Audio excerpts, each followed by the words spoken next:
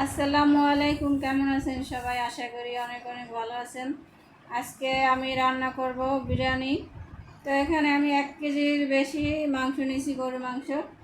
তো আমি এখন মাংসটা বিরিয়ানিটা একটু ডিফারেন্স একটু আলাদাভাবে রান্না করব। আমার আরও বিরিয়ানির তেহারির ভিডিও আছে, কিন্তু এটা আমি অন্য রকমের করে একটু রান্না করব। এটা আমি 1 কেজির উপরে একটু মাংস আছে। তো এখন এখানে আমি 2 চামচ লবণ, 1.5 চামচ রসুন বাটা, 1.5 চামচ আদা বাটা দিয়া, আর এখানে আমি একটা বিরিয়ানির মশলা নিছি, এটা দিয়ে আমি মাখাইয়া আর দই দেবো। এখানে আমি মেজারমেন্ট কাপের হাফ কাপ দই দেবো, দিয়ে আমি এটা মাংসটা মাখাইয়া তারপর রেস্টে রাখবো আধা ঘন্টা। বেশি রাখলে ভালো, কিন্তু আমার সময় নাই, আমি আধা ঘন্টায় রাখবো।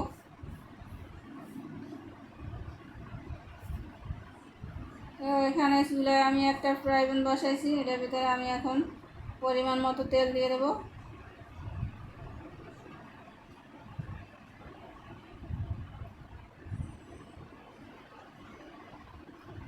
তেলটা গরম হলে এখানে আমি পেস্ট কুচি দিয়ে দেবো, হাফ হাফ কাপের মতো দিয়ে, পেস্টটা একটু কালার আসলে আমি এখানে মাংসটা দিয়ে নেড়ে চেড়ে মিশিয়ে দেবো।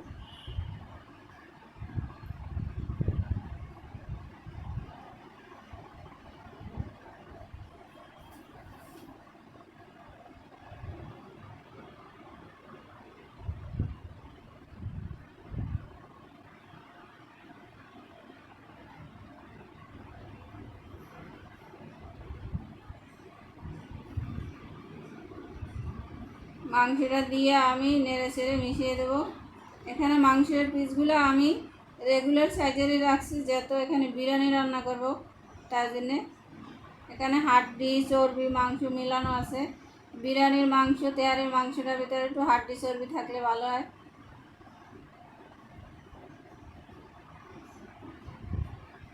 আপনারা জানেন বিরিয়ানির মাংসের ভিতরে গরম মশলা থাকে, সেই জন্য এখানে আমি কোনো গরম মশলা দেবো না। এখানে আমি 1 চামচ গুঁড়া মরিচ দিয়ে দেবো, শুধু কালারটা আসার জন্যে।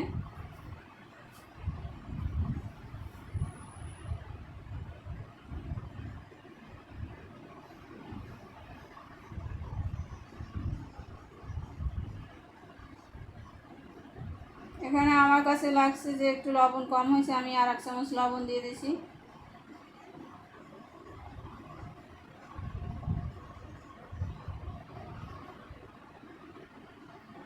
মাংসটা আমার কষানো শেষ, এখানে আমি এখন পানি দিয়ে দেবো। পানি অবশ্যই গরম পানি দিতে হবে। মাংসটা হওয়ার জন্য আমি এখানে পানি দিয়ে দেবো পরিমাণ মতো।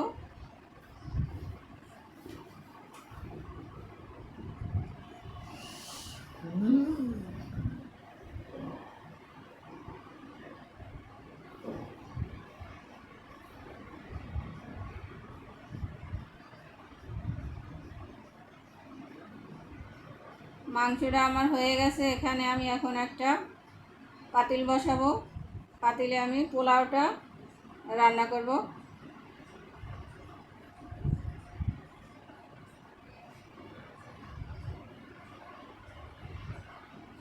পাতিলে আমি পরিমাণ মতো তেল দিয়ে দেবো, কিছুটা পেস্ট কুচি দিয়ে দেবো।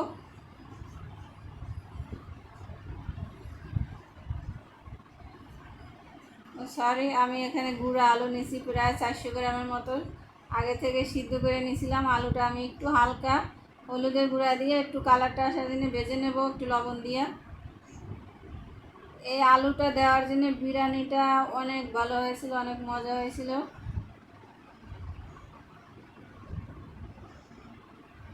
আর আমি তো বলছি আগে আপনাদের কাছে যে একটু ডিফারেন্স থাকবে অন্য অন্য বিরিয়ানির চেয়ে, তো সেই জন্য হলো আমি পোলাওটা চালটা ভেজে তারপর আমি মাংসটা দিয়ে দেবো।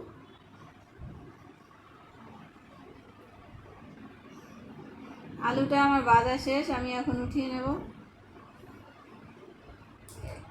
এই তেলের ভিতরেই আমি পরিমাণ মতো পেস্ট দিয়ে দেবো। পেস্টে একটু কালার আসলে আমি আর এখানে আর তেল দেবো না, যেহেতু আমি ঘি ব্যবহার করব।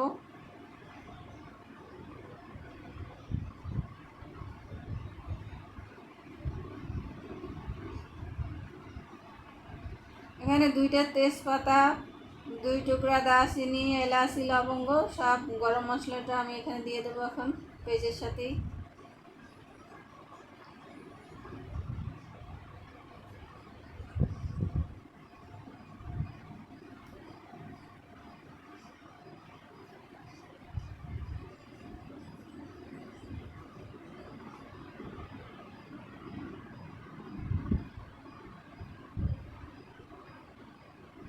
এখানে আমি 2 টেবিল চামচের মতো ঘি দিয়ে দেব।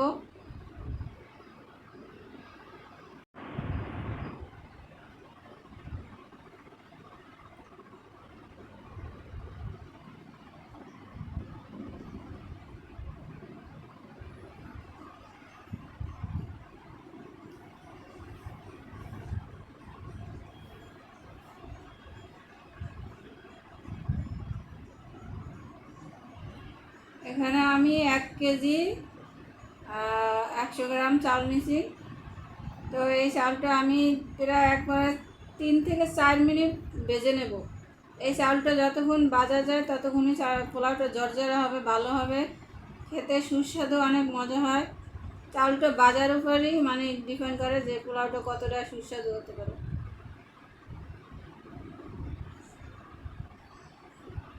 পোলাওর ভিতরে আমি এখানে 2 চামচ লবণ দিয়ে দেব।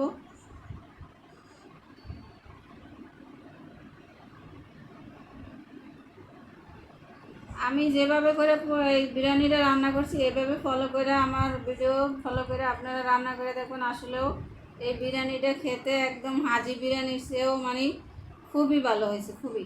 মানে এটা আমার বলা কথা না, এটা আসলে ভিডিও দেখলেই বোঝা যায় যে আসলেও বিরিয়ানিটা কত সুস্বাদু, ভালো হয়েছে, মজা হয়েছে। এখানে আমি এখন মাংসটা দিয়ে দেবো, দিয়ে এখন নেড়ে চেড়ে মিশিয়ে দেবো।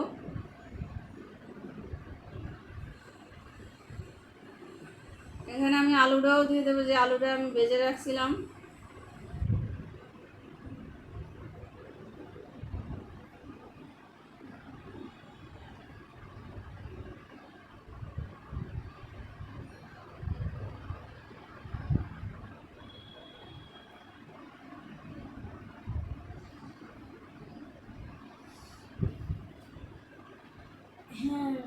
এখানে 5 থেকে 7টা কাঁচামরিচ দিয়ে দেবো আমি।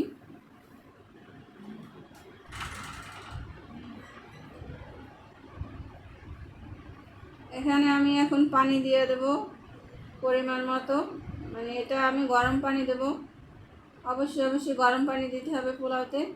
তো এখানে আমি 9 মগ পানি দিয়ে দেবো, যাতে আমার মগটা একটু বড়, তার জন্য আমি 9 মগ পানি দিয়ে দেবো। এখানে আমি 8 মগ পানি দিয়েছি, আর 1 মগ পানি আমি দেবো।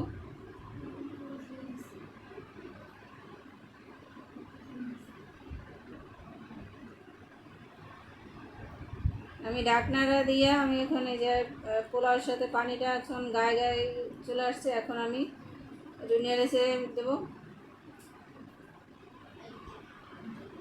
এই টাইমটা পোলাওটা ভালোভাবে নেড়ে চেড়ে দিতে হবে, নাহলে একটা চাল ফুটবে, একটা ফুটবে না।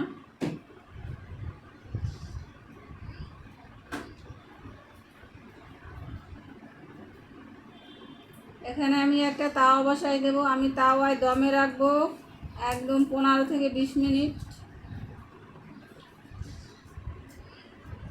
এখানে আমি 2 টেবিল চামচের মতো কেওড়া জল দিয়ে দেবো, দিয়ে একটু নেড়ে চেড়ে মিশিয়ে দেবো।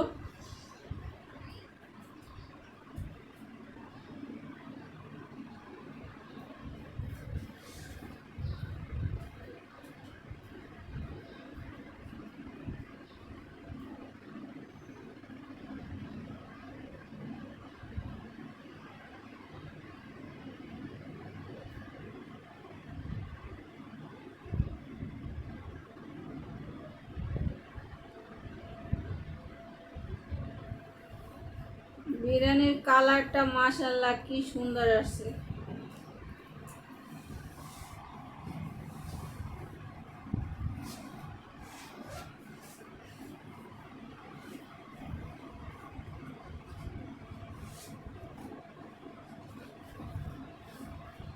আমার বিরিয়ানি রেডি, এখন আমি পরিবেশন করব।